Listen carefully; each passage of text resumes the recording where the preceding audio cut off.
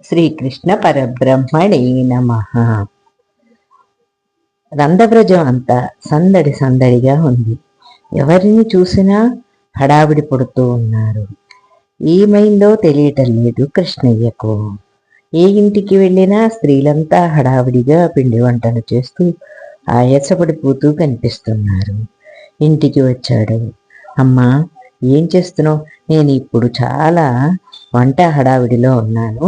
మీ నాన్నతో కబుర్లు చెప్పుకోనైనా, నాకు ఖాళీ లేదు తండ్రి అన్నది యశోదమ్మ.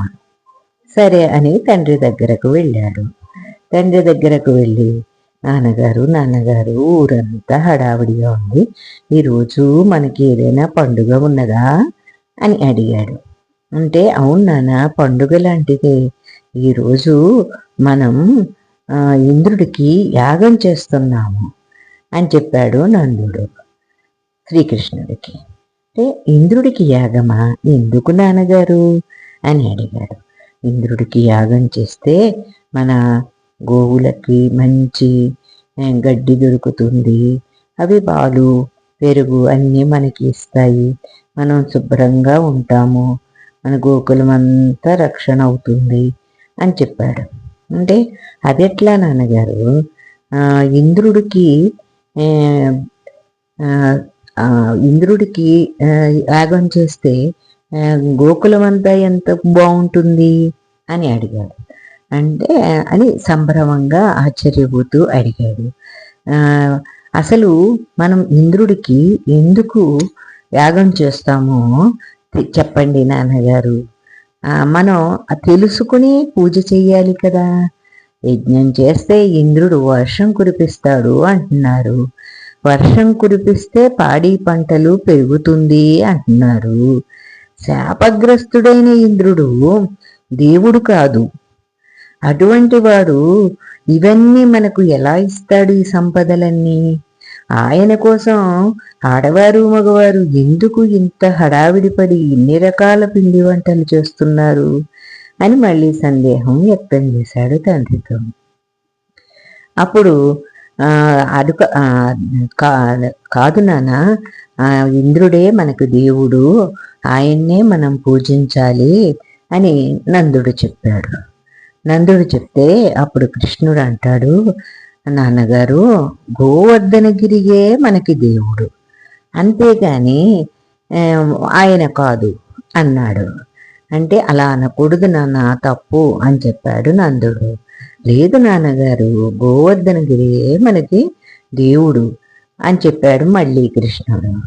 ఆ ఊరి వారందరూ చేసిన పదార్థాలు ఆ గోవర్ధనగిరి దగ్గరకు తీసుకొని వెళ్ళి ఆ యజ్ఞం చెయ్యాలని అక్కడ గుట్టలుగా పోసి నివేదన చేశారు.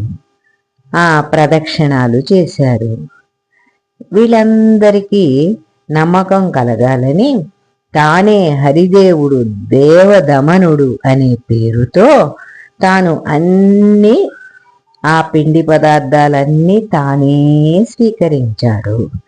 అలా స్వీకరించిన కృష్ణుణ్ణి అందరూ ఆనందంగా చూశారు. అమ్మో, ఇన్నాళ్ళు మనం ఇంద్రుణ్ణి పూజ చేశాము, పాపం ఈ గోవర్ధనగిరిని మనం ఎప్పుడూ పూజ చేయలేదు.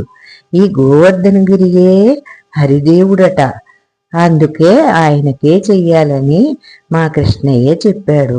ఎంత మంచి పని చేశాడు కృష్ణయ్య అనుకున్నారు గోపకులంతా కూడా.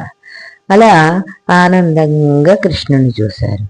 ఆ తర్వాత ఒక స్నేహితుడికి సందేహం కలిగి, ఒరే కృష్ణ, ఆ దేవుడు ఇలాగే ఉన్నాడురా అన్నాడు.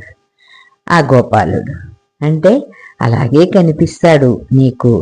అంటే ఈ పర్వతమే గోవులను రక్షిస్తుంది, ఈ పర్వతమే మనందరినీ రక్షిస్తుంది, ఈ పర్వతమే మనకు ఆధారం అని చెప్పి మరింత వివరంగా గోపాలుడు అందరికీ చెప్పాడు కృష్ణయ్య. దాంతో ఇంద్రుడికి కోపం వచ్చేసింది. కోపం వచ్చేసి నాకు పెట్టవలసిన పదార్థాలన్నీ కూడా నాకు పెట్టకుండా పర్వతానికి పెడుతున్నారు అని కోపంతో రాళ్లవానని కురిపించటం మొదలుపెట్టాడు ఇంద్రుడు. మరికొన్ని విషయాలు తరువాతి భాగంలో తెలుసుకునే ప్రయత్నం చేద్దాం. సుశీలారాణి రామానుజన్.